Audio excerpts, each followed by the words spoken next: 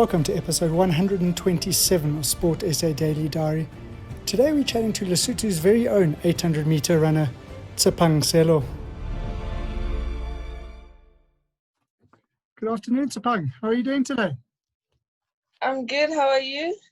Yeah, good, thank you. Thank you for joining us today on Sport SA Daily Diary with our focus on African athletes. Thanks for having me. Where do we find you today, Ts'epang? I'm still in Bloemfontein at the University of the Free State where I'm staying and studying. Okay.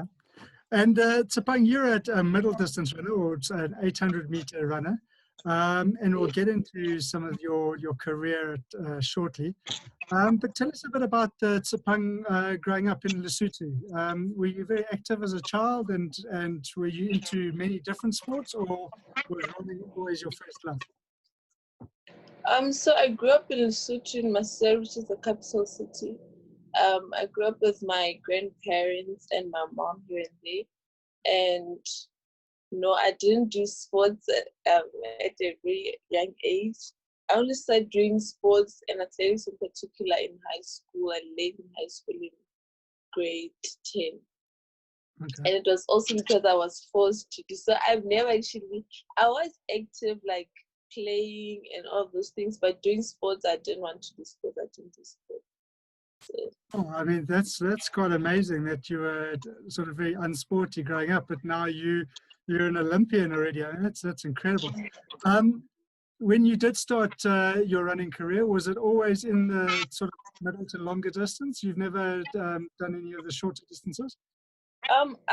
Funny because I actually did 3,000 at first, and that's what I competed. I went to the Youth Olympic Games in 2014. That's what I did, and I tried steeplechase also. 800 is just a recent thing, like 4 or 5 years back. Okay. So I've actually been a distance runner for quite some time. And you mentioned that you went to the Youth Olympics in 2014 in China. Tell us a bit about that. How was that as an experience for a young lady from Lesotho going off to represent her country in a very foreign country, which I presume you hadn't been to before? Yes, it was amazing. I think that's one of my best memories in athletics because I was still very young, and it was the best experience I've ever had in athletics that I can remember of, because it was my first time actually going out, being on a plane, seeing a lot of athletes like that. And the experience was amazing. And were there many other athletes from Lesotho as well, or were you the only athlete? It was 3 girls and I think four guys. So it wasn't a big team, but yeah, at least I had company. And how was the sort of competition in the race? It must have been very different to what you'd sort of been accustomed to racing. It was very different because I think it was in my second year that I actually joined, third year that I joined athletics. So I'm also very new to how everything is going, but I was very privileged to have competed there because then it was really an eye-opener to where I am today. Yeah. It was really good competition. That's pretty incredible. I mean, you'd only been in the sport for a couple of years, and you're now already representing your country. You must have been a complete natural. I started off on a good start. Really? I started on a good start, so things went quite well for me earlier.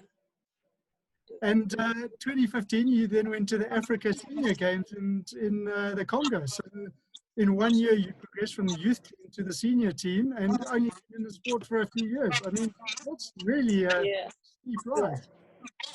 That was also one crazy experience because I think I was still too young for those games.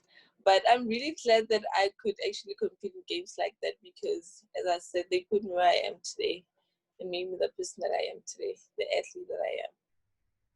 And then, I mean, you certainly didn't stop there. 2016 Summer Olympics in Rio. Tell us a bit about that experience from sort of start to finish. I mean, it was incredible with all the athletes like Usain Bolt and all those guys walking around. Yeah, it was like a crazy world. You walk in there, you see this person you thought you'd never see in your life. You walk to the cafeteria, you see, like it was amazing.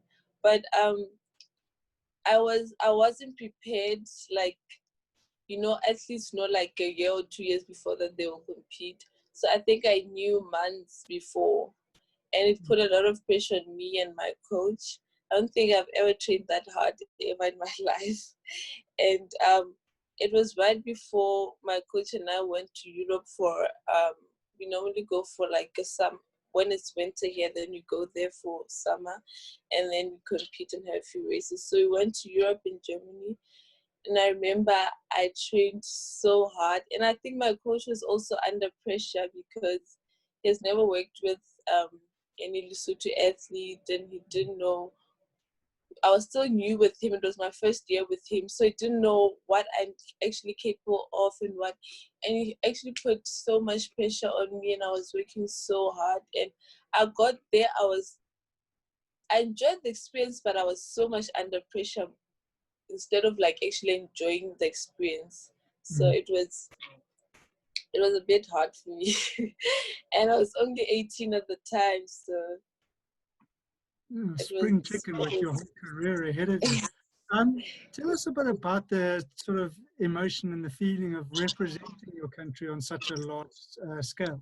I mean, the whole of Lesotho must have been essentially behind you and watching you. I mean, that must be incredible.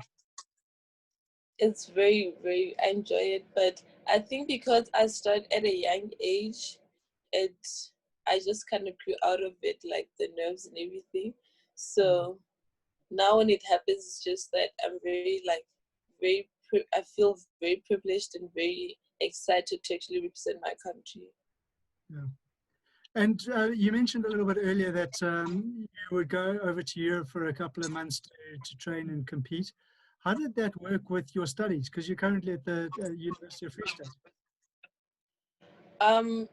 We normally go right after the mid-year exams, so maybe I'll be maybe a week or two late. So with that, it didn't really clash with my studies. It's just that I would leave like right after my last exam and then come back maybe if I'm late, like a week or two late. And your peers and colleagues at the university, I mean, you must be a favorite with all of them, having been to the Olympics already. I mean, not with everyone. Some are just. I mean, with the lectures, if maybe I have to go, say now to Olympics, and it's in the middle of a semester, some will be understanding, but some you have to do the work, and it's just a lot of pressure. I remember sometimes I'd even have to register my modules because it's either I write or I don't write. Yeah. And I mean, tell us how you deal with that pressure, Ts'epang. I mean, you obviously have got a lot of studying to do. You've got a lot of training to do in competing.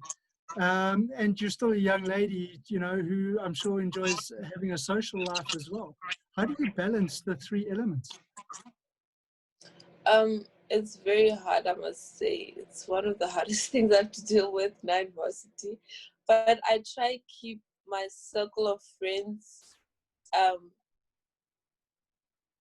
get the most of academic people that can actually help me. So most of my friends are we do the same modules, so they have to help me. If I'm not there, then I try ask them like, what did you do and stuff like that. Can you help me this and this and this? And because I have like sometimes I have to train twice a day, and maybe if I'm not if I'm leaving for competition and things like that, then I'll have to ask my lecturers if it's possible for me to write on the trip or before I leave. So we can negotiate things like that, but it's very hard trying to balance all three because with training you come back, you're tired, you still have to study, so I have to be very focused and stick to my schedule of studying and training and. And how understanding are your friends? I mean, maybe they've got a birthday and, oh, sorry, I can't make it tonight. I've got training first thing tomorrow morning. Are they very accommodating and understanding with you? They are very understanding. That's why, like I said earlier, I had to choose my friends wisely. Like they're very understanding and very accommodative of my schedule and how my lifestyle works. And you continuing to sort of shoot the lights out and attend the biggest events in the world. 2018 Commonwealth Games, you were there as well. Again, another massive stage for you and a very proud moment for your country, I would imagine. That was huge also. I remember it was around April, if I'm not wrong. It was the first semester of, it was the first half of the year. And I had so much stress because it was right before the May June exams, and I had to do each, I think, 2 modules. So that was kind of a setback. But overall, the games were amazing. I loved the experience. I also think I did well for myself, but I can still do better. There's still room for more. But I enjoyed those games. They were incredible. And you talk about doing better and sort of challenging yourself. Obviously, the 2020 games have been postponed now. Ideally, or hopefully, they're going to be taking place in 2021. You obviously are going to be there. What is your aim for those Olympics and any future events? So to qualify for the games, first you must run a 2 minute split. So my plan now is to compete, train hard in order for me to compete and get good races next year that I can potentially run a fast time, because currently my P is at 2:05. So I can get it down until the Olympic Games, hopefully, and run a fast time. And I mean, there's some incredible ladies that run the 800 meter. No better than, I suppose, South Africa's Caster Semenya. Did you have somebody that you were looking up to as an athlete when you were sort of progressing through the younger age groups and sort of coming into the older age groups? Not really, I won't lie, but I started staying in South Africa and I started competing with some incredible athletes like Caster herself, and I actually like formed like a friendship with her. So it's someone that I actually look up to in the 800 and in athletics in general. And is she the toughest person you've competed against? Yes. I don't think I've competed with anyone that tough. What do you think I, makes her so good at what she does? sorry? What do you think makes her so good at what she does? Why do you think she's such an incredible athlete? What I know about her is that she works really hard. She trains really hard. And she tells me that all the time, that she just work hard and train hard. Even when she comes to Bloemfontein, she'll tell my coach and she'll have like a session with us. And she's really a hard worker and incredible athlete overall. Yeah. Well, she certainly is a huge ambassador for South Africa and Africa as a whole. Ts'epang, I believe you also had an interest in archery at some point in your career. No. No, No. no, okay. And Ts'epang, tell us, sort of, what do you feel the future holds for you and your career? Where do you see yourself going, and what are your dreams and ambitions? So first I want to finish with my degree. I'm currently studying integrated organizational communication at the University of the Free State. So first I want to finish my degree and maybe go into postgrad. And I see myself somewhere in an HPC, or even if it's still Bloemfontein, but really just training for big championships and just empowering other athletes, also upcoming athletes from Lesotho and maybe South Africa, if I'll still be staying in South Africa. But I see myself really just training hard and not really working, but just training hard, and yeah, just that. And I mean, do you see yourself as a role model and a possible ambassador for the sport for youngsters in Lesotho, for somebody to look up to, and sort of give them hope that, you know, Ts'epang made it and she's an Olympian. There's no reason why I can't. Yes, I get a lot of support and I know influence a lot of upcoming athletes and the younger kids in sports back at home. So I really try to work hard because I know I'm not only doing it for myself and only representing myself. So I really try to be as influential as possible. Okay. Well, Ts'epang, it's been great chatting to Sound Sport SA Daily Diary. Thank you for your time. Good luck with your training, and we certainly hope to see you representing both Lesotho and Africa at the Olympics next year. Thanks a lot for having me. Thanks very much. Cheers. Bye-bye. Thank you. Bye. Catch us again tomorrow on Sport SA Daily Diary, where we chat to a Senegalese swimmer heading off to the Olympics.